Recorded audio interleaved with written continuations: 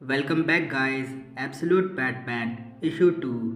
आज मैं इसको एक्सप्लेन करूँगा। जितने भी बैटमैन के वर्जन्स आप लोगों ने अभी तक देखे हैं, ये वाला उन सभी से अलग है। इस इशू में भी बैटमैन की वर्ल्ड बिल्डिंग ही चल रही है। तो हमारी स्टोरी स्टार्ट होती है और छोटा ब्रूस बंद दरवाजे के पीछे से अपने डैड को दरवाज़ा खोलने के लिए कहता है। ब्रूस के डैड को दरवाजे के बाहर गोली लगी है और वो ढेर हो चुकी है। तभी उस बंद रूम की खिड़की से काफ़ी सारे बैट्स ब्रूस के चिपक जाते हैं और हमें इस कहानी का टाइटल पता चलता है absolute Batman the zoo part 2।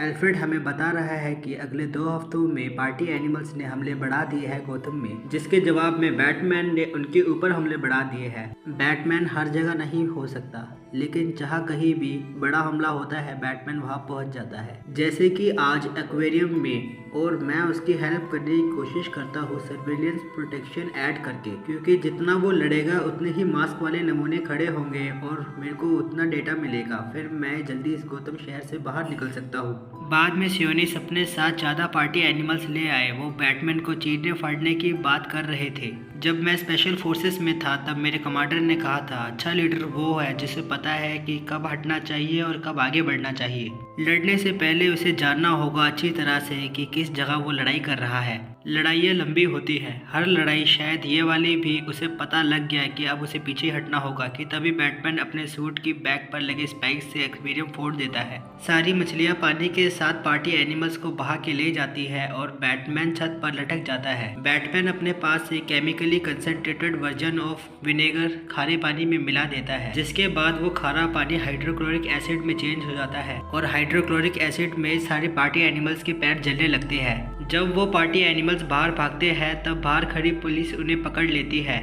इस बैटमैन के पास कई अड्डे हैं छुपने के लिए।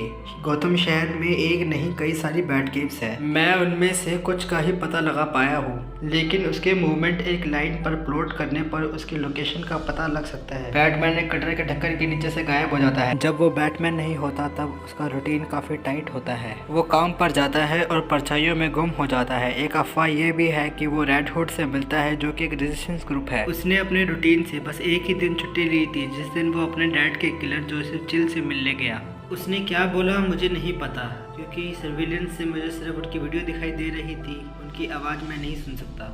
एक और हफ्ता बीत गया। मुझे मेरे बॉस ने बोला कि मैं बैटमैन से प्रोटेक्शन हटा लूँ क्योंकि वो वोलेटाइल हो रहा है, लेकिन मैंने कहा कि बैटमैन मेरे मिशन में एक जरूरी कड़ी है। अगर मैंने प्रोटेक्शन हटा भी ली तब भी कुछ नहीं बदलेगा।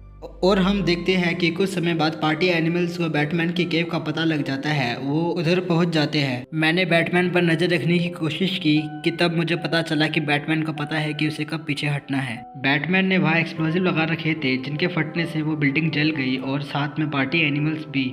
उस समय मेरे को पता लगा कि बैटमैन पीछे नहीं हटा है, उसने एक लंबा कदम बढ़ाया है। और गाइस यार, ये वाला जो सीन है ये कितना एपिक है। देखो कॉमिक के अंदर कितना बढ़िया फ्रेम है इसका। न्यूज़ पे एंकर मेयर हिल से बात कर रहे होते हैं कि वायलेंस के बढ़ने के बाद भी गौतम के लोग बैटमैन को सपोर्ट कर रहे हैं। मेयर हिल जवाब देता है कि गॉर्डन के राज में क्राइम इतना बढ़ चुका है कि उसे रोकने के लिए लोगों को क्रिमिनल का सहारा लेना पड़ रहा है। जब कहीं कुछ अच्छा नहीं होता तब लोग कम बुरे की तरफ जाते हैं। एंकर कहता है, फिर भी हिल, हमने आपके करप्शन चार्जेस के ऊपर बात नहीं की। इस न्यूज़ को बंद कर दो बुलक, हॉस्पिटल के बेड पर लेटा हुआ मेयर गॉर्डन कहता है। बुलक ने जवाब दिया, जेबी, मैं बस ये चाहता हूँ कि तुम्हें पता चले मीडिया में क्या चल रहा है आजकल। गॉर्डन ने कहा, तुम और मैं दोनों जानते हैं कि जिसके पास ज़्यादा बंदूकें होती है जरूरी नहीं कि जीत उसी की हो।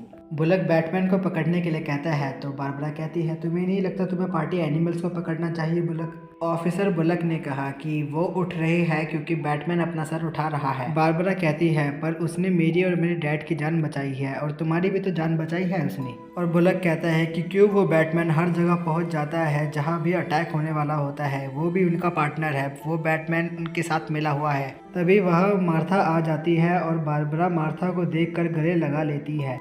मार्था को हमने पिछले इशू में देखा था, वो ब्रूस की मोम है और गॉर्डन के लिए काम करती है। हॉल के अंदर भी उसी ने गॉर्डन की साइड ली थी। तभी ऑफिसर बुलक को पता चलता है कि पोर्ट के अंदर पार्टी एनिमल्स ने कुछ ऑफिसर को पीट डाला है। बारबरा और बुलक दोनों वहाँ चले जाते हैं। मार्था और गॉर्डन अकेले में कुछ बातें करते हैं और वो बात करते हैं कि हम अपने बच्चों को एक ऐसा शहर दे रहे हैं। जब हम इनकी उम्र के थे तब हम इस शहर को बदलने की सोचते थे। मार्था कहती है, हमारे बच्चे हमसे भी ज्यादा समझदार है क्योंकि वो भविष्य हैं। गॉर्डन कहता है मार्था तुम्हारी बातें सुन के मुझे थॉमस की याद आ गई। मार्था ने कहा मैं भी उसे मिस करती हूँ जिमी, मुझे लगता है थॉमस को भी बैटमैन पसंद होता। गॉर्डन कहता है तुम्हें पता है कि री इलेक्शन की फीलिंग कैसी होती है, और मार्था कहती है अच्छी नहीं होती। गॉर्डन कहता है तुम्हें पता है ना, मैं हर दिन उस पल को याद करता हूँ जब मैंने ब्रूस को ढूंढा था। वो मुझे दिख ही नहीं रहा था, बैट्स ने उसे ढक रखा था जब तक कि वो चिल्लाया नहीं और वो चीखा।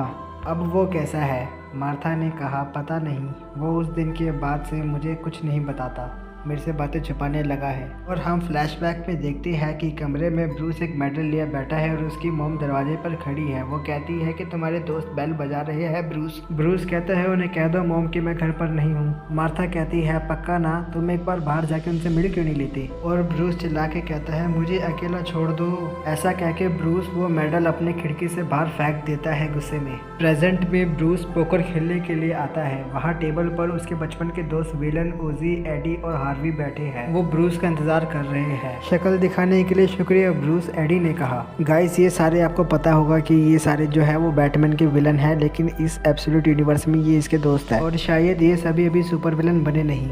ब्रूस जवाब देता है कि मैं बिजी था।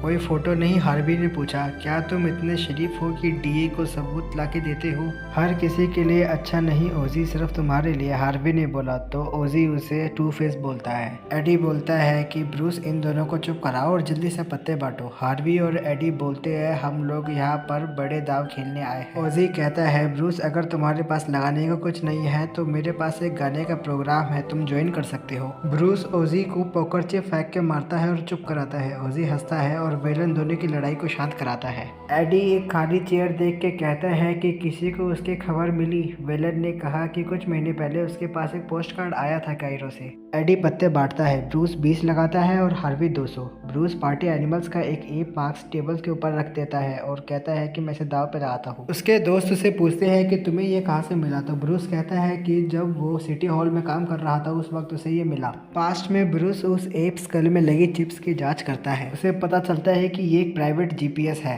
तभी वो पार्टी एनिमल्स एक समय पे अलग अलग जगह पर हमले कर पाते हैं क्योंकि वो इसके थ्रू कम्युनिकेशन करते हैं। और अगर कोई चिप्स को डिकोड कर दे तो मुझे इन पार्टी एनिमल्स की लोकेशन का पता लग सकता है। प्रेजेंट में एडी को स्कल मास्क में लगी चिप्स देखकर उसमें इंटरेस्ट आ जाता है। वो उस स्कल को ब्रूस से उधार मांग लेता है। ब्रूस कहता है खूंखार पार्टी एनिमल्स हर किसी के इलाके में घुस रहे हैं ओजी। ये मुझे कैसे पता होगा ब्रूस? ओजी ने कहा। ब्रूस ने कहा रिलैक्स, मैं बस ये जानना चाहता था कि तुम अभी भी वो काम करते हो। ओजी ने बताया पार्टी एनिमल्स के पास जो कोई भी जाता है वो उसे मार डालती है। उन्होंने रोमन फैल्कोनी को भी मार डाला। ऐसा कह के ओजी हार मान लेता है। वेलन और एडी भी हार मान लेते हैं। ब्रूस पूछता है कि मुझे जानना है कि क्या पार्टी एनिमल्स के हमले के बाद गॉर्डन हारने वाला है?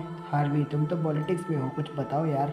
हार्वी कहता है नहीं, हम सब जिम को पसंद करते हैं पर यह पॉलिटिक्स पावर से नहीं पैसों से चलती है। सिर्फ हार्वी और ब्रूस ही खेल रहे होते हैं जिसमें से हार्वी अपने पत्ते शो कर देता है। ब्रूस के पास 4 अच्छे कार्ड होते हैं लेकिन वो 3 एस को शो कर देता है और चौथा उसके पास जोकर होता है। और सब लोग कहते हैं कि तुम्हें पता है ना ब्रूस की जोकर यहाँ अलाउड नहीं है। हार्वी बताता है कि कुछ कह नहीं सकते हिल और पार्टी एनिमल्स के बारे में, लेकिन मैंने सुना है कि हिल के पास बहुत सारा पैसा आ रहा है। हेडी नाम का बंदा मुझे जानता है, वो हिल के लिए काम करता है। उसने मेरे सामने एक बार गोल्डन चेस्ट का जिक्र किया था और हम लोग बैटमैन को रात में एक बिल्डिंग की खिड़की के थ्रू अंदर जाते हुए देखते हैं। बैटमैन कहता है कौन हो तुम? हिल एक डोनर, एक कॉर्पोरेट या कुछ और? बैटमैन हिल की यहाँ जासूसी करके उसके कंप्यूटर में गोल्डन चेस्ट नाम की फाइल सर्च करता है कि तभी उसे सर्च करते हुए आर्कम नाम का फोल्डर मिल जाता है। ARKM Arkham. उस समय स्क्रीन पर पार्टी एनिमल्स का लीडर दिखाई देता है जो बैटमैन को हेलो कहता है और कहता है कि बात करने का समय नहीं है मेरे पास। बैटमैन एक डील करते हैं, तुम सभी बातों को छुपा लो और मैं तुम्हें वो सब दूंगा जो कि तुम्हें चाहिए। ये एक टिप है, तुम्हें पुलिस ने घेर लिया है, मेरे आदमी नीचे है, मैं तुम्हारी कॉल का वेट कर रहा हूँ, तुम्हें बस जिंदा बचे रहना है। बैटमैन वहाँ से बचाकर नीचे पहुँचता है जहाँ उसे एल्फ्रेड मिलता है। वो बैटमैन को कहता है कि तुम अच्छे डिटेक्टिव हो बच्चे, पर हम दोनों एक दूसरे की मदद कर सकते हैं, मुझे समझाने का मौका दो। बैटमैन उसे 30 सेकंड देता है। एल्फ्रेड कहता है यहाँ नहीं, किसी सेफ जगह पर, मेरी गाड़ी बाहर खड़ी है या तुम्हारे पास अपनी कोई गाड़ी है? बैटमैन कहता है तुम उसी में हो अभी। और वो सारी जगह एक बड़े से बुलडोजर जैसे हाईटेक बैट मोबाइल में चेंज हो जाती है। और इस बैटमैन का बैट मोबाइल भी कितना कूल है, एकदम बुलडोजर की तरह है, बिल्कुल हमारे एब्सोल्यूट बैटमैन से मैच करता हुआ। इस बैट मोबाइल के अंदर इतने बड़े बड़े टायर्स लगे हैं और ये कितना हैवी है और लिटरली इसके अंदर काफी सारी स्पेस है। देखो इसमें सीढ़ियां भी लगी हुई है और ये बैट मोबाइल कैसे अपने सामने आने वाली गाड़ियों को हवा में उड़ा रही है, सुपर कूल। और हमारी कॉमिक खत्म हो जाती है। लास्ट में हम पास्ट में ब्रूस को एक कमरे में बैठा देखते हैं कि तभी खिड़की से आवाज आती है कि तुम्हारा कुछ खो गया क्या। ब्रूस कहता है सेलिना, और हम खिड़की ऊपर बैठी सेलिना को देखते हैं। उसके गले में ब्रूस का मेडल होता है और वो कहती है खड़े हो जाओ, तुम मेरे साथ चल रहे हो। तो गाइज इसी के साथ एब्सोल्यूट बैटमैन के इशू 2 का एक्सप्लेनेशन ख़त्म होता है और आप जल्दी से मेरे सब्सक्राइबर बढ़ा दीजिए ताकि मैं आपके लिए और एक्सप्लेनेशन लाता रहूँ। और अगर कोई सजेशन हो तो आप कमेंट्स में कर सकते हैं। इस वीडियो को लाइक कीजिए।